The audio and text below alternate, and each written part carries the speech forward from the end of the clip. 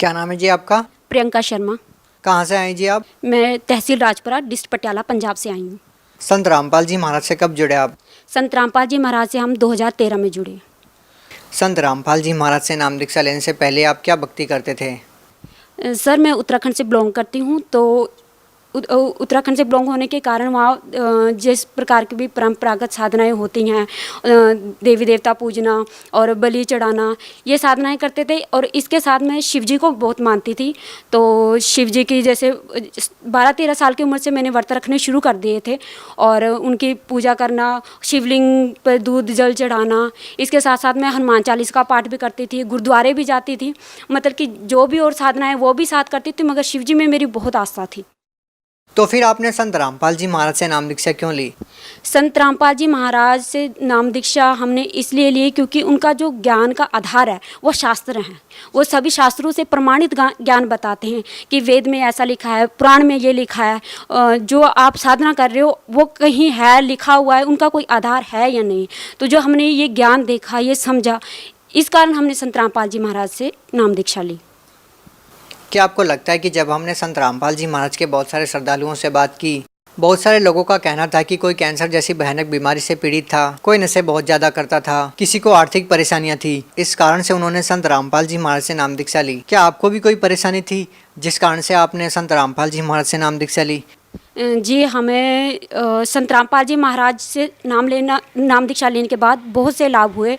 सबसे बड़ा लाभ ये बताऊं कि मेरे पापा जो हैं वो जर्दे का बहुत ज़्यादा सेवन करते थे और भी बहुत सारी प्रॉब्लम थी हमारे घर में। हम शारीरिक रूप से भी और आर्थिक मानसिक रूप से हर तरीके से परेशान थे।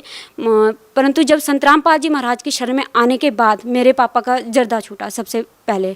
और उसके बाद मेरे जो भाई है, एक बार मेरे भाई के पैर पे सांप का जहर चढ़ गया था। तो ट्रीटमेंट कराने के बाद भी बिल्कुल ठीक नहीं हो रहा था, पैर का अंगूठा बिल्कुल गल गया था। तो हमने फिर संत रामपाल जी महाराज से अरदास लगाई। जिस दिन हमने अरदास लगाई उसी दिन से आराम आना शुरू हो गया और एक हफ्ते में पैर ऐसा हो गया कि जैसे कुछ हुआ ही नहीं था।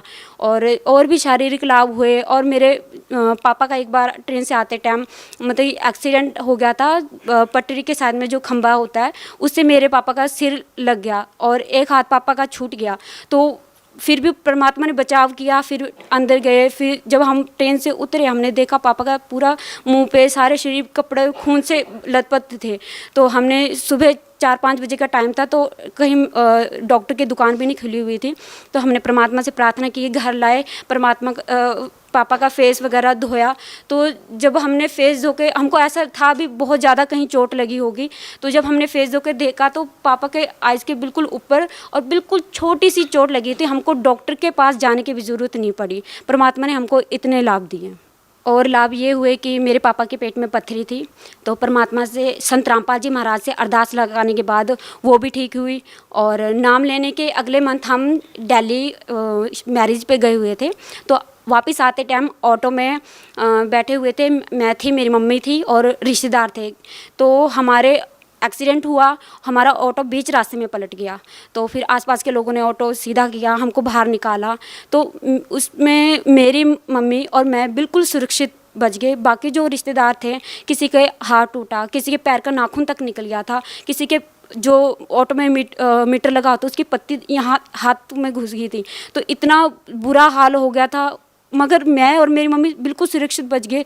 तो इस बात का मुझे इतना दृढ़ विश्वास हुआ कि सही में आज हम जो भक्ति हमने ली है वो सही में सही है, जिस कारण से आज हमारी रक्षा हुई है।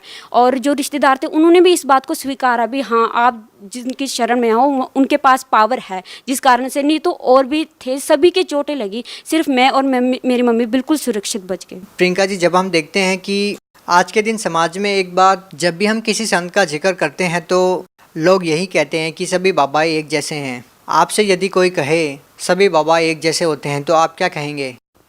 देखिए सर, मैं आप मीडिया वालों को एक बात बता देना चाहती हूँ कि संत रामपाल जी महाराज जो ये ज्ञान बताते हैं वो शास्त्रों के आधार पर बताते हैं। आप भगत समाज को क्या संदेश देना चाहते हैं? भगत समाज से मैं हाथ जोड़कर प्रार्थना करना चाहती हूँ कि आप संत रामपाल जी महाराज को ज्ञान को समझिए। वो शास्त्रों के आधार पर, कोई अपनी तरफ से बात नहीं कर रही, शास्त्रों के आधार पर प्रमाणित ज्ञान बता रहे हैं कि गीता में ऐसा लिखा है, वेद में, पुराण में, बाइबल में, सभी सदग्रंथों से वो बता रहे हैं कि इसमें ऐसा ज्ञान लिखा है। अगर आपको गलत लिखता है तो आप बताइए भी यहाँ पे ये गलत लिखा है। आप अपने सदग्रंथों से मिलान तो कीजिए, उसमें लिखा क्या है, उसमें बताया क्या गया है। फिर आप संत रामपाल जी महाराज के ज्ञान को समझिए, उनकी शरण में आइए। आज लाखों लोग संत रामपाल जी की महाराज की शरण ग्रहण कर रहे हैं, आप भी कीजिए। ये जीवन अनमोल है, ये बार बार नहीं मिलेगा।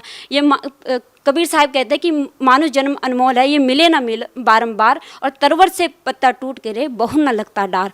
तो इस अनमोल जीवन को अपने हित में समझते हुए आप संत रामपाल जी महाराज की शरण में आए, अपना कल्याण करें। जी धन्यवाद। सत साई।